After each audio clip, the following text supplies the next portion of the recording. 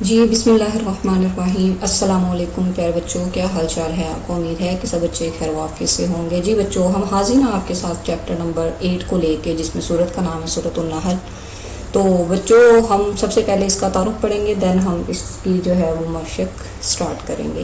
جی تو بغیر ٹائم کو ویسٹ کیے ہم چلتے ہیں اپنے لیسن کی طرف۔ جی بچوں، سورۃ النحل اس کا تعارف ہے سب سے پہلے۔ سورۃ النحل قرآن مجید کی 16ویں سورت ہے اور یہ 14ویں پارے میں ہے۔ اس کے 16 رکوع اور 128 آیات ہیں۔ یہ سورت مکہ مکرمہ میں نازل ہوئی۔ شہد کی مکھی کو نحل کہا جاتا ہے۔ اس سورت کی آیت نمبر 68 میں شہد کی مکھی کا ذکر ہے، جس وجہ سے اس سورت کا نام جو ہے سورۃ النحل رکھا گیا ہے۔ اس سورت میں اللہ تعالیٰ کی نعمتوں کا تذکرہ ہے، اس وجہ سے اس سورت کو سورۃ النعام بھی کہتے ہیں۔ اس سورت میں انسانوں کے فائدے کے لیے جانوروں کی تخلیق کا تذکرہ ہے، کیونکہ ان کے چمڑے سے گرم لباس، حلال جانوروں سے کھانے کے لیے گوشت اور پینے کے لیے خالص دودھ حاصل ہوتا ہے۔ کچھ جانور جیسا کہ اونٹ، گھوڑے اور خچر وغیرہ بوجھ اٹھانے اور سواری کے لیے کام آتے ہیں۔ آسمانوں سے بارش کا برسنا اور اس بارش کی وجہ سے پینے کا پانی حاصل ہونا، اس پانی سے پودوں درختوں کا اگنا، مختلف قسم کے پھل مثلاً زیتون، کھجور، انگور کا اگنا اور بعض درختوں سے سائے کا حصول، کچھ سے پناہ گاہ یا خیمہ وغیرہ بنانا اللہ تعالیٰ کی قدرت و نعمتوں کا مظہر ہے۔ سمندر سے تازہ گوشت یعنی مچھلیاں اور موتی اللہ تعالیٰ کی عظیم نعمتیں ہیں۔ زمین پر پہاڑوں کو جما دینا تاکہ زمین متوازن ہو جائے، متوازن مطلب برابر، اور اسی زمین پر نہروں اور راستوں کو بنا دینا اور ستاروں کی تخلیق فرما دینا، جس سے سفر میں لوگ راستے تلاش کرتے ہیں۔ سمندر میں کشتیوں کا چلانا، پرندوں کا کھلی ہوا میں پھر پھیلانا، پھر سمیٹ لینا اللہ تعالیٰ کی قدرت کی علامات ہے۔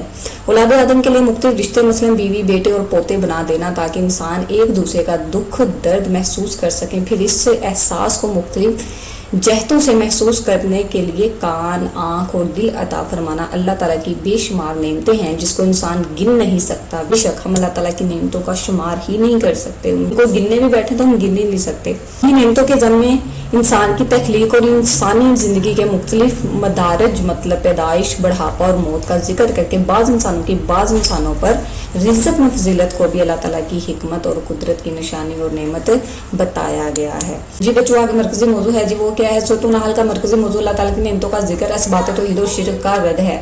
آگے بنیادی مضامین سورۃ النحل کے آغاز میں بیان کیا گیا ہے کہ قیامت کا آنا انتہائی یقینی بات ہے۔ جو لوگ آخرت پر ایمان نہیں رکھتے وہ منکر اور متکبر ہیں۔ اللہ تعالیٰ شرک سے پاک ہے۔ بے شک اللہ تعالیٰ شرک سے پاک ہے۔ فرشتے اللہ تعالیٰ کی بیٹیاں نہیں بلکہ نوری مخلوق ہیں، جن کی مختلف ذمہ داریاں ہیں۔ ایک ذمہ داری انبیاء کرام علیہ السلام تک وحی پہنچانا ہے۔ نبی کریم خاتم النبیین صلی اللہ علیہ وسلم کے سامنے سابقہ انبیاء کرام علیہ السلام کا بطور نمونہ تذکرہ کیا گیا ہے کہ وہ سب اللہ تعالیٰ کی طرف سے مبعوث فرمائے گئے۔ انہوں نے اللہ تعالیٰ کی عبادت کرنے کا حکم دیا اور طاغوت یعنی ہر وہ چیز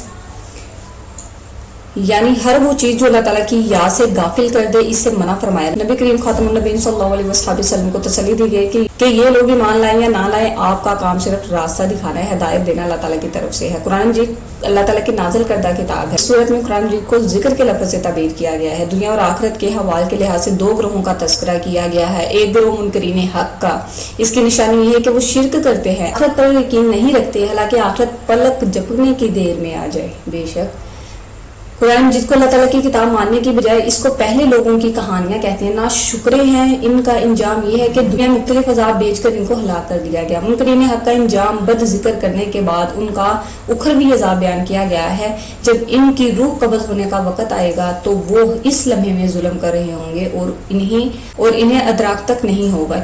قیامت کے دن ان کی نافرمانیوں پر گواہ لائے جائیں گے، انہیں خود بولنے کی اجازت نہیں دی جائے گی۔ دوسرا گروہ اہل ایمان کا ہے جو پرہیزگاری اختیار کرتے ہیں۔ سورت کے آخر میں کچھ احکام بیان ہوئے ہیں۔ عدل و انصاف کرنے کا حکم دیا گیا ہے۔ عدل کا معنی ہے جس کا جتنا حق ہے اس کو اتنا ہی دیا جائے، اور احسان کسی کے حق سے بڑھ کر اس کو ادا کرنا ہے۔ اس صورت میں بت پرستی کی ممانعت کرتے ہوئے بتایا گیا ہے کہ جن بتوں کی تم پوجا کرتے ہو وہ تمہیں کچھ بھی دینے کا اختیار نہیں رکھتے۔ ان کی مثال تو ایسے ہے جیسے کوئی غلام ہو کہ وہ اپنے آقا کی مرضی کے بغیر کسی چیز کا کوئی اختیار نہیں رکھتا ہو۔ اسی طرح یہ بت تمہیں نفع نقصان، عزت و ذلت یا زندگی موت نہیں دے سکتے۔ یہ تمام امور صرف اور صرف اللہ تعالیٰ ہی کے قبضے اور قدرت میں ہے، لہٰذا ان بتوں کو چھوڑ کر ایک وحدہ لا شریک له کی طرف لوٹ آؤ۔ آیت نمبر 89 اور 19 میں نبی کریم خاتم النبیین صلی اللہ علیہ وسلم کی فضیلت اور معاشرتی احکام کا ذکر کیا گیا ہے۔ قیامت کے دن ہر امت میں سے ایک گروہ بنایا جائے گا، نبی کریم خاتم النبیین صلی اللہ علیہ وسلم کو تمام پر گواہ بنایا جائے گا۔ پھر نزول قرآن مجید کا ذکر کرتے ہوئے فرمایا کہ قرآن مجید میں ہر چیز کا واضح بیان ہے اور قرآن مجید مسلمانوں کے لیے ہدایت و رحمت اور خوشخبری ہے۔ مسلمانوں کو معاشرتی احکام دیے گئے ہیں، عدل و انصاف اور رشتہ داروں کے حقوق ادا کرنے کا حکم دیا گیا ہے، بے حیائی، برائی، ظلم و سرکشی سے منع فرمایا گیا ہے۔ سورت کے آخر میں حضرت ابراہیم علیہ السلام کا اسوہ حسنہ اور ان کی معتدل صفات کا ذکر کیا گیا ہے کہ وہ اپنی ذات میں ایک امت تھے، اللہ تعالیٰ کے فرما بردار اور یکسو تھے اور شرک نہیں کرتے تھے۔ اللہ تعالیٰ کی نعمتوں پر شکر ادا کرنے والوں کی صفات کا تذکرہ کر کے نبی کریم خاتم النبیین صلی اللہ علیہ وسلم کو حضرت ابراہیم علیہ السلام کے اسوہ حسنہ کی پیروی کا حکم دیا گیا ہے۔ اس کے ساتھ نبی کریم خاتم النبیین صلی اللہ علیہ وسلم کو حکم دیا گیا ہے کہ حکمت اور عمدہ نصیحت کے ساتھ اللہ تعالیٰ کے راستے کی طرف دعوت دیجیے، اور اگر بحث کی ضرورت پیش آ جائے تو اس طریقے سے بحث کیجیے جو بہترین ہو۔ جی بچوں، اس کے بعد جو ہے ہمارے پاس مشق ہے۔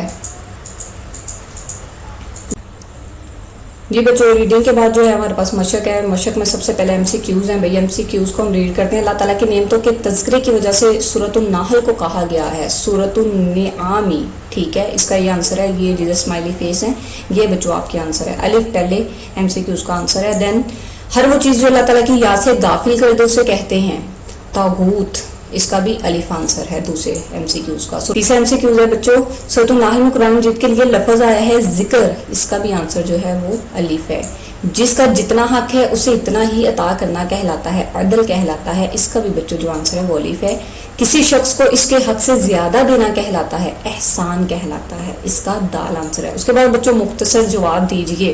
یہ بچوں کویسچن کیا ہے، کویسچن کو ریڈ کرتے ہیں دین ہم اس کے آنسر کی طرف چلتے ہیں۔ پہلا کویسچن سورۃ النحل کا مرکزی موضوع تحریر کیجیے، اور دوسرا کویسچن سورۃ النحل میں بیان کردہ اللہ تعالیٰ کی کوئی سی 4 نعمتیں لکھیے۔ تیسرا کویسچن سورۃ النحل میں کن 2 گروہوں کا ذکر کیا گیا ہے۔ جی چوتھا کویسچن سورۃ النحل میں منکرین حق کی کوئی سی نشانیاں بیان کیجیے۔ پانچواں کویسچن دعوت دین کے کوئی سے 2 اصول بیان کیجیے۔ اس کے بعد بچوں ہمارے پاس ہے درج ذیل قرآنی الفاظ کے معنی لکھیے، ٹھیک ہے۔ اور اس کے بعد بچوں ہمارے پاس آیات ہیں 2 جس کا ہم نے بامحاورہ ترجمہ جو ہے وہ یاد کرنا ہے۔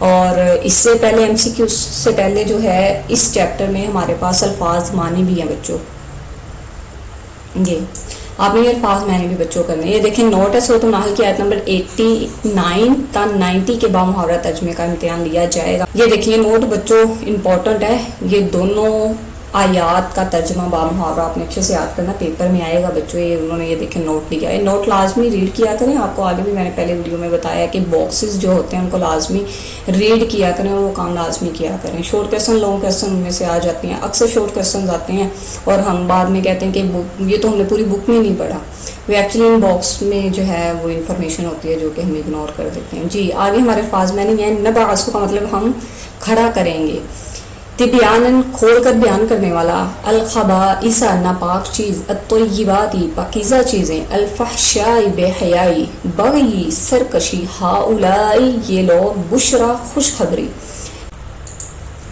جی بچوں پہلے کویسچن کا اگر ہم آنسر دیکھیں سورۃ النحل میں مرکزی موضوع تحریر کیجیے۔ پہلا کویسچن ہے سورۃ النحل کا مرکزی موضوع تحریر کیجیے بچوں، اس کا آنسر ہے یہ نیچے، مرکزی موضوع یہ ہے بچوں ہمارے پاس۔ سورۃ النحل کا مرکزی موضوع اللہ تعالیٰ کی نعمتوں کا ذکر، اثبات توحید و شرک کا رد ہے، ٹھیک ہے بچوں، یہ پہلے کویسچن کا آنسر ہے۔ یہ بچوں دوسرا کویسچن کیا تھا، سورۃ النحل میں کن 2 گروہوں کا تذکرہ کیا گیا، اس کو آپ ادھر سے اس کا آنسر کریں گے۔ سورۃ میں اللہ تعالیٰ کی نعمتوں کا تذکرہ ہے، ٹھیک ہے، اتنا لکھے۔ اس کے بعد اس صورت میں انسانوں کے فائدے کے لیے جانوں کی تخلیق کا تذکرہ ہے۔ ایک آپ یہ پوائنٹ بچوں کرو گے، 4 پوائنٹ ہم نے کرنے ہیں، دوسرا ادھر سے کر لیں، آسمان سے بارش کا برسنا۔ تیسرا پوائنٹ مختلف قسم کے پھل مثلاً زیتون، کھجور، انگور کا اگنا۔ چوتھا پوائنٹ زمین پر پہاڑوں کو جما دینا تاکہ زمین متوازن ہو جائے، ٹھیک ہے۔ اس کے بعد تیسرا کویسچن کیا ہے، سورۃ النحل میں کن 2 گروہوں کا تذکرہ کیا گیا ہے، اس کا آنسر 126 پیج پہ ہے۔